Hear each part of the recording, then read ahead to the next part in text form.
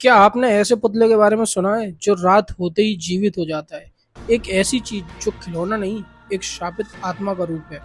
आज की कहानी एक ऐसे ही पुतले के बारे में है जो एक कलाकार का श्राप का प्रमाण था। गांव वाले अक्सर इसके बारे में बातें किया करते हैं। ये कहानी एक छोटी सी बस्ती की है जहाँ पर एक कलाकार जिसका नाम करण था वो रहता था।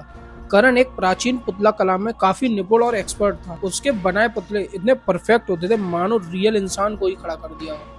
लेकिन एक दिन एक अमीर सेठ ने उसके पुतलों का काफी बेकार बताया और उसकी कलाकारी का भी अपमान किया और उसकी फैमिली की भी बहुत इंसल्ट की, जिससे करण का दुख और गुस्सा उसे एक खतरनाक रास्ते पर ले गया जो हम आज की स्टोरी में जानेंगे। जब करण की उस सेठ ने इंसल्ट की तो गुस्से में करण ने एक पुतला बनाया। दूसरों के लिए तो दिखने में वो नॉर्मल पुतला था, लेकिन करण ने वो पुतला नहीं, एक जीवित प्राणी बनाया हुआ था, क्योंकि उस पुतले को बनाने में करण ने कलाकारी के अलावा तंत्र विद्या का भी प्रयोग किया था।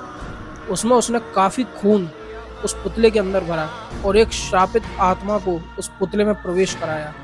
इस पुतले का नाम उसने राखन रखा और उस दिन के बाद से गांव में एक अफवाह है कि राखन रात में जीवित होता है और जिसने भी उसे देख लिया वो दोबारा कभी नहीं मिलता। लोगों के मन में उस पुतले को लेकर काफी डर था और लोग डरने लगे थे और धीरे धीरे लोगों ने करण के घर पर जाना भी बंद कर दिया। लोगों का कहना है कि किसी काम की वजह से अगर वो करण के घर के पास से गुजरते भी थे तो उन्हें बहुत डरावनी आवाजें आती थी। और एक दिन अचानक से वो सेठ जिसने करण का मजाक बनाया था वो एकदम से लापता हो जाता है। लेकिन अजीब बात यह है कि उसके कुछ महीनों बाद करण भी लापता हो गया। अब ऐसे में कुछ लोग बोलते हैं कि उसने आत्महत्या कर ली और कुछ लोग कहते हैं कि राखन वो पुतला जो करण ने बनाया था वो ही उसे निकल गया। अब जो भी हुआ हो, लेकिन उस दिन से उस घर में कोई नहीं गया। इस पुतले की और करण की कहानी काफी फेमस हो गई। जब ये बात एक जर्नलिस्ट को पता चली तो उसने यहाँ पर एक्सप्लोर करना चाहा, जिसका नाम था सुमित। सुमित को भूतिया केस एक्सप्लोर करना काफी पसंद था, लेकिन यह केस थोड़ा अलग था।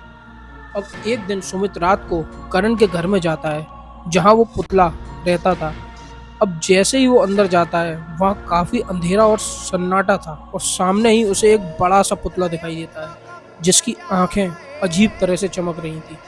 जैसे ही उसने पुतले को हाथ लगाया एक ठंडी सी हवा उसे महसूस हुई और उसके कान में किसी की अजीब तरह से हंसने की आवाज आने लगी। तभी उसने सोचा कि यह कोई नॉर्मल पुतला नहीं है, उसी कहानी का कोई पुतला है। तभी उसे कुछ गिरने की आवाज आती है और जब वो देखता है तो वहाँ कुछ नहीं था, बस कुछ लकड़ियाँ थी जो ऊपर से नीचे गिरी हुई थी।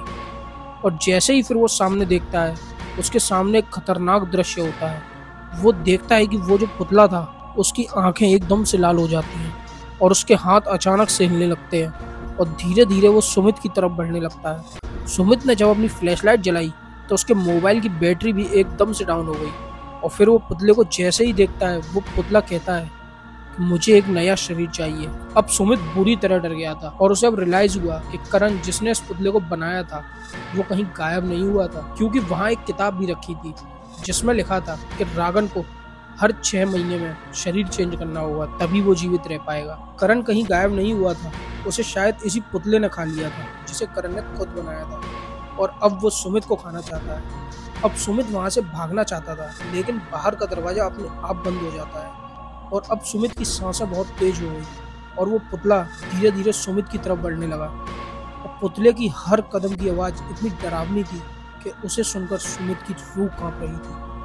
तभी सुमित के हाथ में एक लकड़ी लगती है जिसे वो फेंक कर मारता है उस पुतले को, लेकिन वो लकड़ी उस पुतले को आर पार करके चली जाती है, उसे टच भी नहीं करती, जैसे मानो कि वो कोई हवा हो। और रागन वो पुतला एक अजीब और डरावनी तरह से हंसने लगता है और सुमित बहुत डर रहा था। तभी रागन का लकड़ी वाला हाथ आकर सुमित का गला पकड़ लेता है और सुमित धीरे धीरे सुन्न पड़ने लगता है और उसकी आंखों की पुतलियां बाहर आने लगती हैं और धीरे धीरे सुमित का शरीर लकड़ी में बदलने लगता है और उसके धीरे धीरे उसके हाथ पैर सब कुछ लकड़ी में बदल जाते हैं। और सुमित जब अपने आप को शीशे में देखता है तो वो बिल्कुल उसी पुतले जैसा दिख रहा था जो वहां पर था। फिर अगली सुबह जब गांव वाले वहां देखते हैं तो वहां सुमित नहीं था, बल्कि एक नया पुतला था जो बिल्कुल सुमित की तरह लग रहा था। एंड गाइस, ऐसा माना जाता है कि मध्य प्रदेश के छिंदवाड़ा डिस्ट्रिक्ट में आज भी वो पुतला रखा हुआ है और जब कोई उसे देखने आता है तो लोग उसे देखते हैं, महसूस करते हैं कि शायद उसके आंखों की पुतलियां हिले या उसके हाथ हिले